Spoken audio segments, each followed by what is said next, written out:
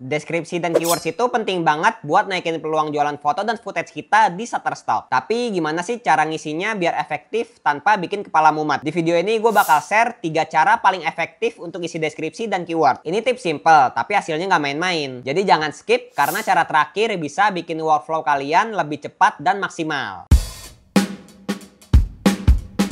Cara pertama itu dengan cara manual. Gue tahu kedengarannya pasti ribet. Tapi manual punya kelebihan teman-teman bisa mendeskripsikan foto atau footage teman-teman ini lebih personal dan detail. Ini beberapa tips yang selalu gue gunakan. Pertama, jelasin isi foto dengan jelas. Nah, contohnya ini gue ada foto lagi nuangin air ke dalam gelas nih. Kita bisa mendeskripsikan kayak gini. Close up of hands using an automatic water dispenser to pour drinking water into a glass. Intinya gunakan bahasa Inggris yang sederhana dan relevan sama foto dan fokus pada elemen utama dalam gambar atau footage. Untuk keywords, teman-teman bisa pakai suggestion yang dikasih sama Shutterstock. Dan kalau kurang, bisa gunakan fitur keywords tool yang disediakan Shutterstock. Tulis di kolom search bar judul yang mau kita cari keywordsnya.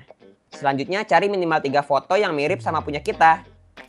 Tinggal add all aja, terus attach to select. Next, cara kedua kita bisa menggunakan bantuan dari ChatGPT. Teknologi ini ngebantu teman-teman buat brainstorming, deskripsi, dan kata kunci dalam hitungan detik. Contohnya di sini gue punya foto emas dan dolar nih. Langsung aja fotonya kita upload ke ChatGPT. Lalu buat promptnya kayak gini. Buatkan deskripsi dan keywords yang relevan untuk foto tersebut menggunakan bahasa Inggris maksimal 200 huruf dan 50 keywords untuk jual di Shutterstock Contributor. Dan ChatGPT langsung kasih. Hasilnya cepet banget dan lo tinggal refine sesuai tips tadi. Pokoknya jelasin isi karya dengan jelas, gunakan bahasa Inggris yang simple, terus fokus pada elemen utama. Dengan cara ini teman-teman nggak cuma hemat waktu tapi juga bisa dapat hasil deskripsi yang relevan. Cara terakhir, amati, tiru, dan modifikasi. Cara ini favorit gue banget sih dan sering banget gue lakuin. Jadi cara ini tuh udah sering banget gue share di video-video sebelumnya, terutama video shorts ya, buat jawab pertanyaan dari teman-teman. Tapi akan gue share lagi supaya teman-teman yang baru join dapat informasinya. Nah, kurang baik apa coba gue? Subscribe dulu dong buat yang belum. Jadi caranya itu teman-teman cari foto atau footage yang mirip sama punya teman-teman di Shutterstock versi buyer. Misal di sini gue ada foto logo Mercedes-Benz. Langsung aja di web Shutterstock versi buyer ini kita search Mercedes-Benz logo. Search. Terus kita pilih tipenya foto aja. Dan di filter pilih opsi populer. Nah, opsi populer ini berarti foto yang sering dilihat dan dibeli buyer. Tinggal cari aja deh foto yang mirip sama foto kita. Contohnya ini, kita klik, terus copy deskripsi fotonya, lalu kita modifikasi di Google Translate. Nah, kita modifikasi yang relevan sama foto kita.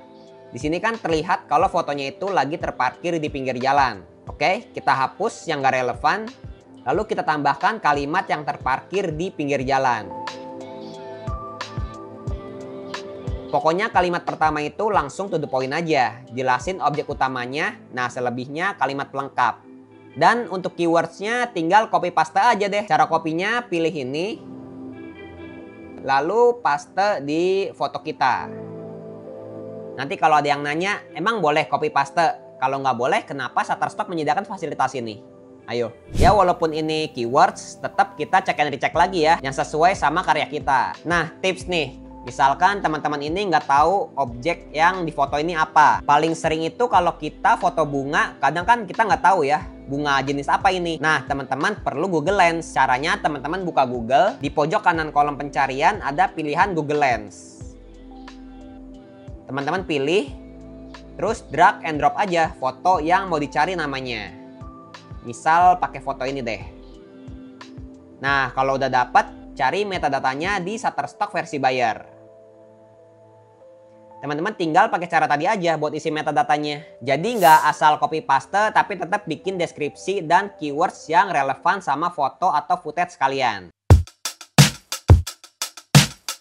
Itu Itu dia 3 cara yang selalu bisa teman-teman pakai buat isi deskripsi dan keywords di Shutterstock. Intinya supaya metadata teman-teman kuat dan relevan, teman-teman wajib perhatikan kedua hal ini. Jelasin isi karya dengan jelas dan fokus pada elemen utama. Gimana menurut teman-teman? Ada cara favorit atau mau nambahin tips lain? Jangan lupa buat like video ini kalau kalian merasa terbantu. Coba tulis di kolom komentar cara apa yang pengen kalian coba. Share supaya makin banyak kontributor pemula yang terbantu. Dan pastinya subscribe channel Daily Street Project biar nggak ketinggalan tips berikutnya. Keep shooting and happy selling. Wassalamualaikum warahmatullahi wabarakatuh.